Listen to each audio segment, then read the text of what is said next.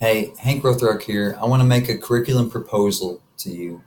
Um, Hopefully, this will save you some time. You can stop watching. I can get everything out that I want to say.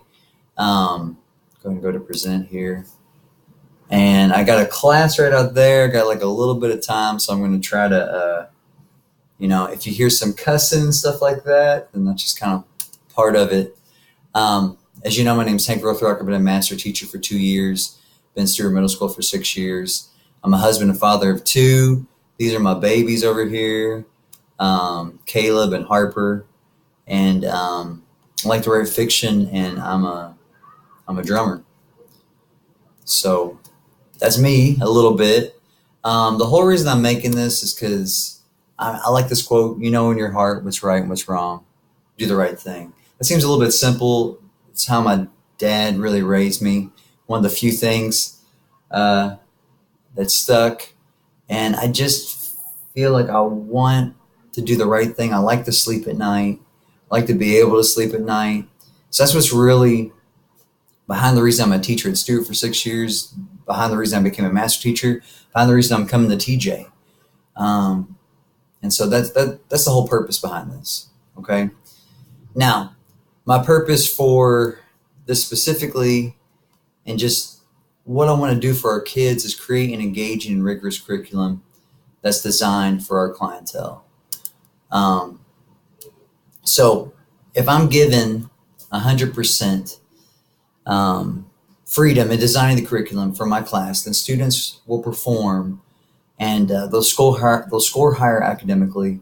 They'll develop a love of reading and begin to change their mindset about school. I know that sounds all lofty, but this is what I've experienced with the kids in my classroom. Um, you tell me how to measure it, though, right? So I think it's fair that there needs to be a measurement. There needs to be proof that this is working. So I just need to know how you want it measured, and I'll make the curriculum fit how you want it to be measured. K-Prep, Map Data, DCA, CFA. You tell me the timeline you need to. That's going to kind of help with how we measure it. Do you need it? You need results by December? Do you need results by February? By the end of the year? Do you trust me enough to just wait for the end of the year? What kind of results do you need?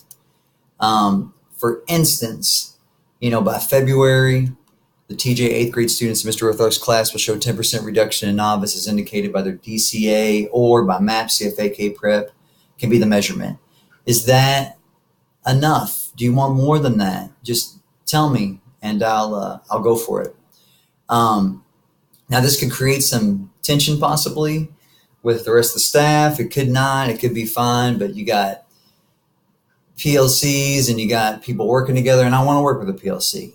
So why, if you do give me complete freedom, why does Rothrock get complete freedom and I have to do wit and wisdom or whatever? And your own words were results. So, I'm coming in, it can be because of my scores. It can be a comparison to wit and wisdom. That's what I could be. I could be the outlier comparison. It could be multiple solutions to help our kids. I'm going to make backpack worthy artifacts. I'm going to really delve into deeper learning. And this could all be working towards something for other staff members, and I'll get into that. Or it could be just my thing. Credibility. So why should you even give me this chance, and why should anybody else give me this chance? My first year, I was not good, but I still moved 98 kids at a novice into apprentice in writing. I did that in like one class. I'm almost positive I didn't teach. It was my first year at Stewart. It was rough. Years 2, 3, and 4, I had the highest K-Prep growth in the school. That year 2 also became Teacher of the Year, which was voted on by kids, by teachers. Year 5, I taught 5. It should be 4 right out of college teachers, and they had the highest K-Prep scores in the school. So I had the highest K-Prep scores, and then I taught 5 just right out of college green teachers, and they had the highest K-Prep scores in the school. And this is just a little depiction of that. You have all 8th grade over here on the left-hand side. You have all first year, and that's their K-Prep scores in reading. They had the highest growth, except for this pesky 7th grade AP teacher that year, which was Miss Eatman, Kara Eatman, who's coming to you. So that's a little tidbit there. But you got fourth year, fifth year teachers scoring lower than my first year teachers. Okay, how do I stay on track with everyone? Well, we can do common formative assessments, and I got a chart for that. And we don't have to do it this way, but this is how we did it. So we pick out the standard 8.1, 8.2. We list the standard up there to keep us honest. Then we create DOK. I know DOK is kind of like old school, but I still think that way. So DOK 1 to 4, and then we create DOK level questions. Okay, we just fill this full of questions, and we all agree we're going to ask these questions. Okay, but then on our CFA, and this isn't completely filled out, this is a real one. We decide, okay, like you see here, we're focused on DOK 2, but we agree that these are the questions we're going to ask on our CFAs. And then from here, we develop a CFA. But this is all brainstorming to create a CFA. We go with standard. We level out questions. These are questions we can ask in our classroom. We don't have to ask all these questions, but these are things we do. And then we decide, okay, for the CFA, these are the questions we're going to pick. And these are just some question stems down here. Okay. So I hope that makes sense. I'm going to move on, though. That's just that there. I'll share this with you, and all these links will probably be broken, so you'll have to ask for permission to see them. Okay, so one of the many problems I personally see is that we ask our kids to do a lot, and I'm going to kind of break this down really quick. But okay, this is supposed to depict that. But okay, so say we have ELA Cycle 1 standards, 18 standards to be covered before RPA number 1. How many skills are in each standard? Well, roughly there's 3 to 5 skills. Mostly it's 5, but some are just 3. 3 to 5 skills in each standard. And the sentence starters, the learning targets break that down. You see all the skills in there in standard RL 8.3. This one standard has about 5 skills in it. Okay. 3 skills times 18 is 54 skills in 9 weeks. And that's just for ELA, RPA. So how many skills should you teach per week if you want to make that happen? 6 skills per week, 54 skills. With 9 weeks, that's 6 skills a week that we're teaching. That doesn't seem so bad. But then if you look at the other contents, and it's very, very similar, you got 6 skills a week times 4 core classes. You got 24 skills per day. So you got to think, is a kid really getting all that? Are we just washing over them all the time? Are we ever going deeper? Are we just throwing a lot at them and moving on? And they're not really getting anything because they're not really going any deeper. So the methodology is that, I don't know where to put my face, 1 standard for 3 weeks, okay? 1 to 3 skills per week. And this is just for the ELA classroom. This is just for my classroom. Weeks 2 and 3, we can treat those as a safety net for those students that don't get them, and we pick them up. And if you look at Matos and you look at that, all of that data that he collects from Hattie, RTI intervention is one of the highest. It's like 1.23. So, I mean, you can move a kid more than a year. And you know that we get our kids at a 4th grade level. And so responsible RTI that's done effectively, where you are focused on and you do have the safety net, this is when you can really get to this. And this is how I set up my curriculum. This is how I teach. And so the first week, the kids that get it, I'm pushing them ahead. The kids that don't get it, I'm catching them in the safety net. And so what I'm trying to do is teach a standard to a kid so they know it for life. I don't think necessarily we need to teach the same standard every year. I mean, we're going to have to, because right now we're not going to be vertical. We're going to be horizontal. But if you got a school that was vertical, then you could start to line this up. But I can be the test experiment in this. Okay, so that's just, again, how I stay on track. I got the link there, and I just wanted that there so you could get to it. Some of my methodology also is a think, pair, share, and mini workshops. Kids should be working together. They should be talking together. Think, pair, share is almost like a little mini workshop for especially those classes that can't handle, I know our kids, right? 2 to 3 minutes of talking, all of a sudden they're off track and they're done. So they have to talk. That's that Bethel, Maine research showed that that's the highest level of retention is when a kid teaches another kid. But past 2 minutes and they're not teaching each other anymore, they're talking about something else, that's going to happen. But Think, Pair, Share allows me to rein it back in, or close group purposeful talk, or whatever you want to change it to, is Think, Pair, Share. So the rigorous and engaging environment that will create is, these are just some examples of it. So like Ghost Tour. This was a very lofty project that tried to do with, brand new teachers. They didn't necessarily completely pull it off. I feel like I can personally, because some of the kids I worked with directly did pull it off. Now, how we launched this was really fun. We had 4 teachers. We had a script that we wrote, and we brought whole teams in to our big area. We call it the TV room. And these kids came into a dark room. They came into this creepy doll with these candles around it. They were like battery operated candles, but still looked really creepy, lining it. We had this really creepy, I think I got a link to it here. Now that's to the actual breakdown of some of the Ghost Tour with the standards. That's what this link is at the bottom here.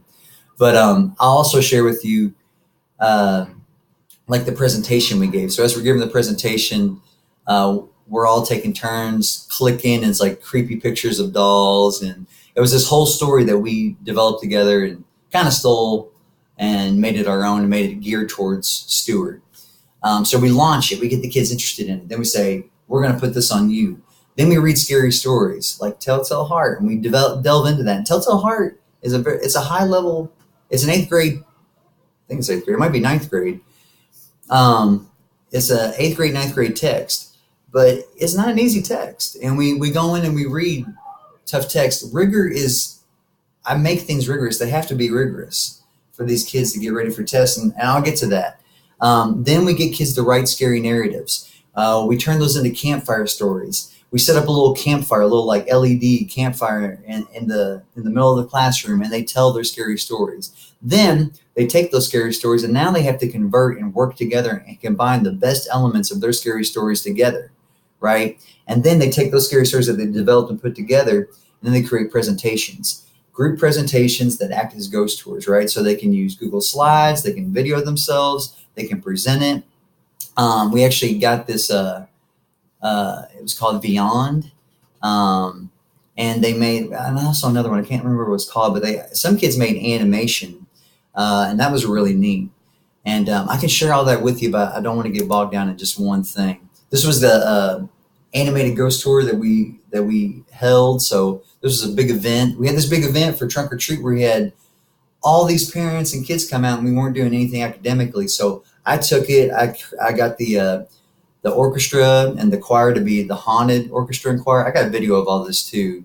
So not only were we passing out candy and feeding parents, we gave out books. Kids got to present. This was before all this backpack defense stuff happened this year. We had kids standing up presenting the work that they've done and the things that they've learned, and they're dressed up in as zombies and things like that. It was a whole lot of fun. We had a whole story we told behind how the choir and orchestra became the haunted choir. They're in a bus accident and all this stuff. It was fun. Okay, so also, how do we get kids interested? This is one of the first projects I ever did was Kennedy and the Kennedy assassination. And it's so interesting, and it's great for argument, and it's great for active investigators, because it's something that, the majority of the public doesn't agree on still, right? They think that someone else was involved, and it's a whole lot of fun because there's a million conspiracies that go with it, like the Umbrella Man. It sounds crazy, but it's a bright sunny day. Kennedy's coming down the street. He's waving everybody. He's in the convertible, and just a man, no one else has an umbrella, stands up with an umbrella, holds it up. He moves it a couple times real awkwardly. Then it comes out that in that time period, a guy that worked for the CIA had developed an umbrella that shot a dart that made someone a sitting duck. So that's kind of, that gets kids sparking, what is going on, Then we break down the shot, we break down the head movement. And it's really great because you got the government, you got the Warren Commission, here on the left, They have all their information. Then you got the conspiracy theories on the right. And then you ask the kids a question. You ask the kids, okay, you believe this. Okay, great. You believe it. Where's your evidence? And they got evidence to back it up. I'll talk more about that here in a second. But that's one the kids really getting into. Same thing with scary stories. I'm personally not into scary stories, but my first year of teaching here, I noticed these kids loved scary stories. So I made a project geared around that. I did Kennedy for 1 week, and it turned into a month because kids were like, wow, what are we doing next week? We're moving on from Kennedy? And so this is all about kids, just like inspirational quotes. And so we take a standard and we learn about how, like, I start off with this one story of how Deshaun had his head down and this other girl came in and she said, you know, what would your grandma think? His grandma passed away, and like he changes his attitude. And so how words can change people. I also break down this whole scene in Lion King where Scar becomes king just by using his words. He doesn't get anyone in a headlock. He just uses his words and his dialogue, and he manipulates people, and he becomes king. We did a whole presentation that built into, okay, how can we inspire our fellow students? Kids came up with this project, and it turned into this last year, where the kids, the top 5 had to argue and write papers, and the kids voted on it, and they had to go to Miss Dalton at the time, and they got the money raised. This was about $500. And this stuff that's up here is not just like that fathead material. It's material that came from Lucas Oil. It's a guy that puts the signs on the sides of the trucks, and he actually kind of melts it into the wall.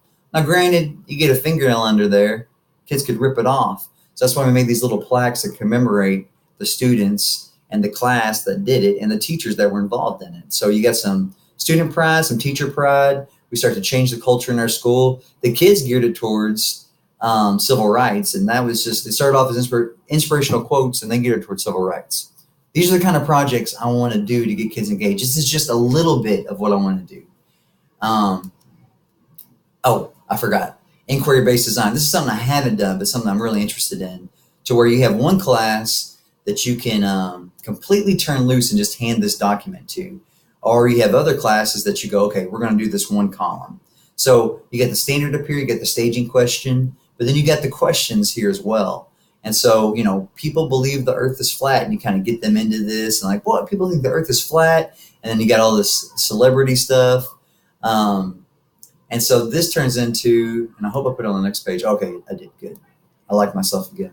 All right, so you got the formative, you got the performance tasks, where this could be just a workshop where kids are just turned loose and they can pick what column they want to do. For those classes that need a lot of more support, you pick the column for them. For those classes that need like a whole lot of hand holding, you run through this one first column together with them. But this all builds into summative performances, so they could write an argument paper on why the earth is flat or why it's not flat, the dangers of a society, of a supposedly educated society that has this whole community of people that think that the earth is flat. And then you can go even a step further where they are, you know, active, and they research it further, and they write to an institution like a local newspaper or a campaign about the dangers of a society that's so untrusting and so ill-informed, that's supposedly educated. Okay, so this is jumping into just, and boy, I've been talking a lot, but this is just one little thing of like, if you give me 100%, I can get these kids. When I was taught alliteration, for instance, I was taught hickory dickory dock, the mouse ran at the clock. And I thought alliteration was lame, because that's pretty lame. But like, I remember listening to Nas and realizing that this was alliteration. So when I show this to kids, a lot of them know what Nas is. They go, oh, like he's old school, yeah. And so I'm going to start like a little bit before this, but it goes, for shutter city housing, I know too many options. Pennies on a pinch in a penitentiary bound it. Plenty henny, envy was simply the trinity. My enemy was any hater that was bigger than me. And so then I break down. Do I have it on the next slide? I don't. All right. So I break down alliteration. Pin is like alliteration 101. But then you kind of break down like, okay, wait a minute. Plenty henny envy. So he's moving it from the front sounds to 2 words. Plenty henny envy was simply they trincy. So Nas is kind of like very, very intelligent because he's doing some movement of the rhyme. My enemy was any hater that was bigger than me. So he moves it from the beginning of the word, where he's doing true alliteration, to over 2 words, to at the end of words, to the middle of words, back to the beginning. So, and I teach kids, if you want to spit fast, use alliteration. They go, oh, Nas doesn't know what alliteration is. I'm like, I think he has a lot of money. So he might not know the word alliteration. I think he probably does, but he knows how to do it. So you want to spit fast? Plenty, henny, emmy, envy was simply they trinity. My enemy was any hated that was bigger than me. And for real, he goes a lot slower than that. Also, this is just to kind of show, like, I do 1 multiple choice question a day because we got to prepare these kids for the test. So this is not just like we're putting quotes up on the wall and I'm all touchy feely. I do very, very rigorous instruction, right? So college was a breeze, Jenny said, washing his grimy hands. With all those budget cuts, they couldn't teach much. They just gave us our grades and sent us on our way. How much did you learn? We didn't, but so what? Look at me now. A nurse opened the door. Dr. Jennings, you're wanted in surgery. So what was the author's purpose of the text above? And I'm going to go ahead and say full disclosure here. All these answers are somewhat correct. I tell the kids this. They're all correct. You got to find the best answer. So then we start to break this down, okay? And what I should do is let you struggle here and try to figure out which one's the best one, but I'm not going to. I also make kids figure out what's the second best one. This is part of my methodology to help kids do well because, okay, this is content driven. We do this every day. We only do one because I don't want to, because this gets them exhausted. This is like the first 5-10 minutes of class. This wears them out because I really make them think through this. So first, the second best answer is A, to entertain us with a story about a doctor. I put it as A on purpose because A is usually not the right answer and because kids will just read A, and if it's pretty good, they'll just roll with it. So I go ahead and tell them, I'm trying to trick you because that's what the test does. B, to inform us that higher education is not teaching their students. Well, if we read on or some of that could be part of this because you got a doctor that he didn't do well in school. C, to persuade us that hard work in school, to work hard in school because it's moral. That could be part of this too. That could be an answer. D, to amuse us. Okay, now I got an entertain word. I got another word that means entertain, amuse. To amuse us with the story. Okay, that looks like A. So the first part of my answer is correct. And that's also how we break it down. Is the first part correct? Is the second part correct? To amuse us with the story by surprising us at the end with the profession. D is the best answer. A is probably the second best answer because we got that entertain, amuse words, right? Because it's a story. That's what a story is trying to do first and foremost is entertain us. Now, will it also try to persuade us maybe? Will it also inform us of things? Absolutely. So, I break this down a whole lot more. And this is what I make the kids do. Okay, is the first part of the answer true and explain why? To entertain, to inform, to persuade, to amuse. So they're going to say A and D, the first part is the best answers, right? So I'm teaching them process of elimination in an educated way. And the second part of your answer, is it true? So now they got to look at the second part. Okay, yeah, that part's true. That part's true too. So, but then they're analyzing, they're breaking down, not only breaking down A, B, C, and D, they're breaking down D into 2 parts. The first part of the answer and the second part of the answer. And so why is your answer better than another answer? So now they got to go deeper and prove that. Okay. I'm not trying to talk down to anybody. I'm just saying, like, there is a reason that I have the high scores. And I look to make this my highest. My best year was my 3rd year of teaching. And I got kids from 45% novice down to like 6.25, we'll say 7% novice. Okay. I did that doing this stuff. Year 4, I didn't get to do that because they switched my kids on me 3 times, where they switched drastically. I got new kids. Anytime this one, I had a brand new teacher, of course, so we get new teachers every year. She couldn't handle some of the kids. So anytime she couldn't handle a kid, they came across team to me. So all year long, I kept gaining kids to where I didn't have the same kids by the end of the year. So I still had the highest scores that year, but they weren't as high as my 3rd year, which was the highest. This is just a little more of that. I'm going to move on though. Also, writing is one of the easiest ways to push your scores on K-Prep. And so this is one acronym I use. I like another one a little bit better, but ACEs, answer, cite, explain, so what? So this is just an example. Well, let me go to the next one. So you can have sentence starters here. So answer the question. So what's the question? The government thinks what? The government thinks that Kennedy, there was one assassin or whatever. So cite. Dr. Oliver said. So we got to pick out experts. We got to pick out. Experts, numbers, good evidence, right? And then I got to explain it. So what this is doing is I'm taking kids through what they usually do. They usually answer it or they usually give evidence. They usually don't do this explain or so what. So they usually do one of these. If they just copy it down, when someone's grading it, they're going to say, I don't know if this kid knows anything, right? Maybe if they answered it, I think maybe they know some. So if they got this, we're doing okay, but we're not an 8th grade level. Here, when I get to explain, I'm going to explain what that evidence means. I'm going to put it in my own words. This evidence means this. Now I'm proving it. Anyone that's reading what I wrote, that I can think, and I'm helping kids think, right? And then so what? This proves. Okay, so yeah, this means this. What does this prove? So this points back to my answer. This proves my answer that the government thinks this, or this proves that the government thinks that. Okay, and this is just a poster I made with sentence starters that I'm going to bring to TJ. Okay, and this is just another way I teach kids to have good evidence. So numbers, experts, studies, research centers, dates, all together. If you put it all together, you got Dr. Lee, I got my expert. We got a study, Dr. Lee's study on big foreheads. It's funny now. I've got kids engaged. Dr. Lee's study on big foreheads was conducted at the Mayo Clinic. I got a research facility in 1996. I got a date and prove that you ugly. I got the kids back because it's funny again. We also talk about how 1996 is an old date. That might not be credible evidence. There's all a purpose behind this. It's all very, very deep learning. So basically, how I want to end this is thank you. If you've made it this far, thank you for giving me the time. Please consider my proposal. And this is all geared towards, I like to sleep at night. I've worked at Stewart for 6 years, and I'm coming to TJ because it's like the same kids. And I asked for 10% wiggle room, and right now I'm asking for even more.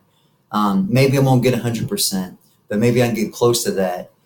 Because I know the things I'm going to do at TJ are going to work. I'm going to prove it. And if they don't, I will do wit and wisdom 100%. And I promise you that, because if I'm wrong, I'm wrong.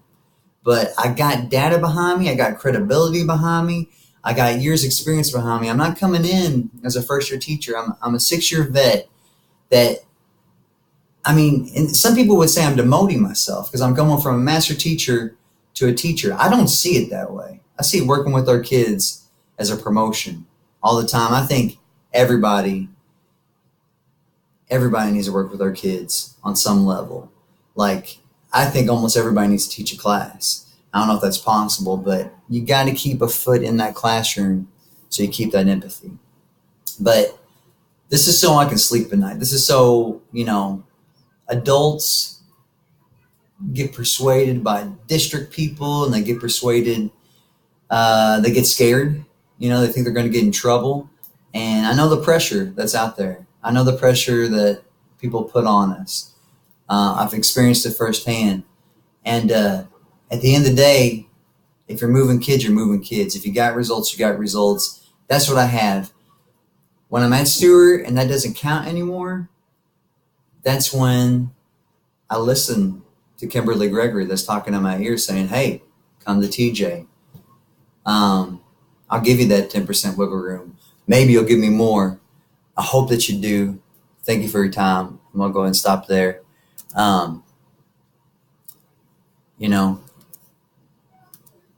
just want to do well by these kids.